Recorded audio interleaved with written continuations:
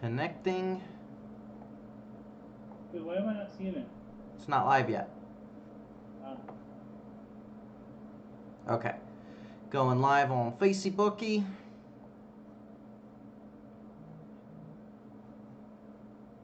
Okay, we're live on Facebook, double checking YouTube, but we should be good to go. Yes, we're live. All right, let me pull this up. Let's get things going here. Pej, feel free to share the stream. I'm about to share it right now. Start that watch party, make sure it's muted. If anyone's tuning in right now, we will be getting started in just a quick second. We're talking about drug overdoses today, what you need to do if you see one, what the next steps are. We're going to be going into the thick of it. Cancel. Okay. Okay. Share. Watch party. A quick second, we're talking about drug overdoses today. Mute it. What you need to do.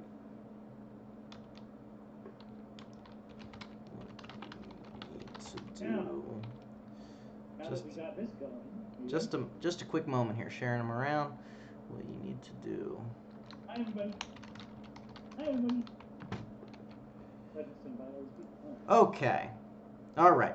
Ladies and gentlemen, welcome back to another episode of Sober Grind.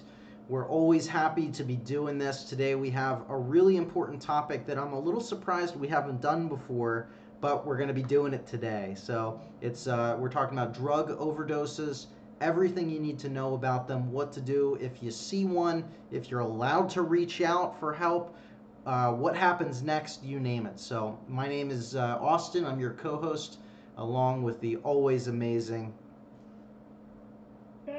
Pej. All right, so let's get into it. If anyone's watching, whether this is live right now with you or you're listening to this on the podcast afterwards or watching the video afterwards, let us know what questions you have about overdoses or addiction and recovery in general, and we will be happy to answer them. Also, real quick, if you could leave a 5-star review on iTunes for our podcast, Sober Grind, it would really help us positively impact more lives. Okay. Sober Grind. Please let everybody know about Sober Grind. It's a really big deal that we have more viewers, more listeners, and we would like to get more people on the show more regularly. Absolutely. So, Pej, let's get started. What are some of the signs of an overdose? So if you're maybe using with someone or you just walk into a room and see someone, what are some of those signs that they're actually overdosing or already have overdosed? Well, I mean, it's not hard to tell when somebody's overdosed if you're in active addiction and you're using. You can pretty much see that the person's nodded off and they're incoherent. They will probably have their head down. They'll probably be foaming at the mouth. They may be throwing up. They may be out cold. It's quite clear. I mean, you can walk into a situation and not even know that the person is using, but know that they're overdosed because maybe in a fetal position, or just like face down. It's not pretty. It's really bad, and it's happening quite so often. Yeah, what do you think's leading towards more and more overdoses? Is it just more an inclusion of fentanyl? Is it something else? I mean, people have been overdosing on opiates, heroin specifically, for years and years, but these days with fentanyl, with the rise of fentanyl being so popular amongst users, drug users, I mean, people can overdose on smoking fentanyl. I've seen some stuff, man. I mean, I've seen some really, really crazy, gruesome stuff that's very sad. And the reality of it is that it's happening more commonly, nationally, worldwide, but more in America. I mean, I don't know what the statistics are, but there's a lot of people that are overdosing and dying. And sometimes you live and sometimes you die. It's Russian roulette. Yeah. So, let's say you witness an overdose. You witness someone overdosing. What are the next steps you take? I mean, I'm sure a lot of people are scared or nervous about if they're using with that person in particular and the person overdoses, they might be nervous to actually call for help, which could save the person's life. And I know some states have implemented new laws, and a lot more are trying to implement these changes that you're safe to be able to reach out and call the cops or call an ambulance, local authorities, to come and help immediately. But what should you do? What are the steps that you should take if you witness someone? Call 911 all the way. You should try and save that person's life. If you happen to have Narcan within hand's reach or within the house or wherever you're at, use Narcan. Narcan can save a life. But do not hesitate. I mean, come on, at the end of the day, we're talking about people's lives here. Somebody might be able to have their life saved, and they might actually have the chance of seeking recovery eventually and getting their life back. I understand that when people are in active addiction, they don't think about stuff like that. They're not thinking that they're already ruining their lives as it is. They're more afraid, like, depending on the state that they're in, that the police will come and arrest them for even partaking or using those type of substances, depending on what the laws are in that state. But in reality, you want to make sure that you call 911 right away. Do everything you can. Don't try to take it in your own hands. Although I know more and more these days, there's a lot of addicts that are practicing addicts that are saving lives because they happen to have Narcan within hand's reach. Or I've known people that are in active addiction that have saved their friends' lives using those guys. I don't want to say it's necessarily a friend, but they have saved lives. Yeah. Kind of amazing that something like this has been created to where people can possibly have a chance at overcoming the overdose and if you can catch it just in time. Yeah. You don't want to not call the authorities or not take prompt action. You want to take care of this right away. Right away. Yeah. Can you talk a little bit more about Narcan? So Narcan is. Did you ever see the movie Pulp Fiction? Yes. Yeah. When they stick the adrenaline needle into her. When they stick him with the adrenaline shot, was it? Yeah, that's what it was. So basically, Narcan is something that you can put inside of somebody's nostrils. There's Narcan trainings. They're doing them nationally now. It's quite a common in the addiction world, in the treatment world. Facilities have Narcan always on hand. When I walk into facilities, I now see Narcan pasted to the walls. It's like that available. You basically just open it up. It's in a little plastic container, and you can stick it in the person's nostrils. And basically, there's ways, like they train you how to do it properly. Yeah. But and revive somebody. It'll bring them back. That's pretty amazing. Yeah. Do you think? So it's almost a controversial topic, and I don't want to digress too much here. And if anyone's watching, let us know your opinions on Narcan. But what's your opinion on giving Narcan out, having Narcan be more accessible? I think everyone should have it.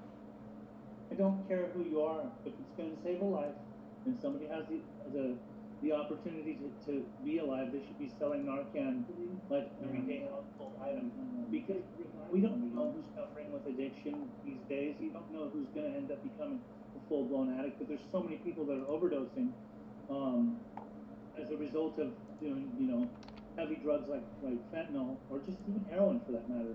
Yeah. Narcan should be readily available to all. Yeah. How about this one? Yeah, go ahead. In the recovery world, or lack thereof, but in the recovery world, example, I knew a girl that went to sober living. When she showed up there, she had her stuff packed. Her mother helped her pack her stuff. Her mother packed her prescribed Narcan. That's the type of world that we're living in right now. In this day and age, there are people that are having to have Narcan on hand, and luckily I hear that the girl's doing really good. I just Good. that's what it's come to. It's kind of sad in this day and age that a mother would have to, in order for her to still have the hopes of her daughter possibly getting her life back right now, she has to pack Narcan with her. Yeah. Yeah. Um, there's so many things that we directions that we can go here.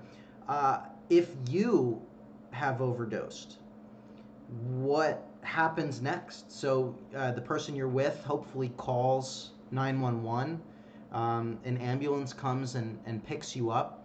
What happens next? You're transported to the hospital. What are the next kind of phases there? You just wake up in the emergency room or how? An individual overdoses, from my experience and what I've seen, is um, they're transported to a hospital. They're stabilized and sometimes released within 4 hours. Within 4 hours, really? Yes. If the Wow. person's revived, the hospital's not going to hold on to them for too long. What are they going to do? It's not like they're staying there for treatment. Yeah. However, however, like when you say if you've overdosed, like this is something that I really. One of the reasons I wanted to talk about this topic is because we just found somebody overdosed the other day, and the way it looked, how it looked, the scene, the people that were in the room that were affected by it, the intensity of the scenario was, it was traumatic. There was Yeah. people that were very, very, very shook up. Um, I might, just like you got to think about this. If you're doing something to the point where you are putting your life at risk and you could possibly die in overdose and never come back, if you've actually survived it, maybe there's something there. Like maybe there's something to truly think about. Like it's time to wake up. That is like a wake up call. It's like the ultimate wake up call. If you can wake up out of an overdose and still be alive, it means that you probably have a purpose to live. But if you want to keep playing with fire, you'll get burnt. Burnt to the point where you will scorch yourself and not be able to come back, because that is why there's such a high rate of overdoses and a lot of people that are dying. So you think about it, like what's baffling to me is that I see individuals that are somewhat normal, that are somewhat in, and a lot of them are in recovery or attempting to be in recovery, and they get this stupid idea to go get high again, and they end up getting high again, and they overdose, and they totally take away from not just the chances of having a life or having recovery, but the amount of turmoil and the amount of stress and the amount of sadness and sorrow that's placed in other people's lives. I can't imagine. I'm not a parent. I don't have kids, but I can't imagine what a parent feels like when they find out that their child has overdosed and died. And I know some people just use drugs because they're hope to die drug addicts. But truly, like I feel like some people are conditioned themselves to think that they're worthless or that they don't have a standing chance at truly getting recovery. This is my personal belief, and I'll say this more on a spiritual basis. I believe that the higher source, which I choose to call God, that's just in what I believe, right? I believe that God gives all different forms of humanity the chances and choices to make the right choices, right? And that can come in many different shapes and forms. I mean, everybody's got an ego and everybody's got a soul. So I truly believe that our soul can be enlivened, or we can have the opportunity to change our lifestyle. So if you're a full-blown drug addict that's shooting dope, or you're smoking fentanyl, or you're shooting fentanyl, or however you do your drugs, right? Like if you overdose, like there, and you come to and you come out of that, like this should be your ultimate wake-up call. This is the time in your life when you've gotten a chance to live yet one more time. Don't ruin it. Don't Yeah. don't have all of your chances and choices. Don't ruin it. Turn it around. Change your life. Go get help. There's help out there. There's me out there. There's people in the recovery community out there. We'll do everything we can to help you get a different type of life. Like it's really interesting. I just want to say, like Hmm. when I was newly sober, there used to be this counselor named Uncle Ted. And Uncle Ted used to say that even if you were sober in your first couple of years of sobriety and you decided to commit suicide, you'd be killing the wrong person, right? So Mm. like comes to this type of lifestyle, when you're in active addiction, well, obviously, like the more dope you shoot or the more you drink yourself into oblivion, it's a slow suicide because you're ruining yourself. You're ruining your body. You're ruining your spirit. You're ruining everything about you. You're killing your soul, basically, right? Your ego, your disease, your drug addiction, whatever you want to call it. It's basically overtaking you, and it's making you putting you in a position where you're going to lose it all, right? So why even do that when you have the ability to come out of that. So this isn't about shaming the addict that overdoses. This is about empowering the addict that overdoses and letting them know that because your heart's still beating and because your lungs are still breathing and because you didn't shut down and actually die on that one, why don't you turn it around and really, really put your hand out, ask for help, and allow people to help you get back to where you need to in your life, to where you can actually get some recovery, to the point where you can live rather than die. Yeah, I think that's so well said, and unfortunately, what that made me think of was a really sad personal story. A close friend of mine unfortunately passed about 7 or 8 years ago now, heroin overdose. And one of the things that really stuck with me is we had a good group of friends together that all hung out, and after his funeral, we all went out and were hanging out a little bit, and one of our friends that was even closer with him had said, this wasn't his first overdose. He had overdosed several times before, and he went to go visit him in the hospital one time after he had come back, was revived, and his words not to go get help were, "I'm invincible. I can't be killed." So he didn't have that mentality of wanting to get help. He thought he was invincible to the drug, Well, that's and the it took thing. him. A lot of people okay, so the stigma that's attached to opioid use or drug addiction, a lot of people think the normal person that doesn't do these types of drugs would think, well, why would somebody want to do that to themselves? Why would somebody want to do a type of drug that's going to be life-threatening and put them in a position where they would actually possibly die? Yeah. Even more than that, like, why would somebody, if they did survive something like that, continue to keep going back? Now, you got to go a little more deeper, and without knowing, the average person who doesn't ever use those types of drugs doesn't get the mentality behind it. They don't understand it. There's a lot that goes to it. For one, like your friend that thought he was invincible, I think it becomes such a, I don't want to use bad words, but basically, mind fuck, right? Like to Sure. the point, like where you think, you know what, just one more shot, just one more hit, just one more time, right? And then you got to think like, why are they chasing that feeling? Because when you're in full-blown addiction, there's a reason why addicts and alcoholics use and drink. They love the effect that's produced by these types of substances. And why is that? Because it's euphoric. It's like the ultimate high. It basically takes them out of right here, right now. They don't have to feel anymore. And if you ever see like a person that's actively using fentanyl or heroin, like their eyes will roll in the back of their head. They're like elated. It's like a state of bliss that's unexplainable. And they want to feel that rather than have to feel anything else in real everyday life. They probably have a lot of trauma. They probably have a lot of things that have happened to them that has totally made them feel like they're worthless and hopeless and they can't live and they don't know how to live. So why not just use some kind of drug that'll take them out of right here, right now, so they don't have to feel?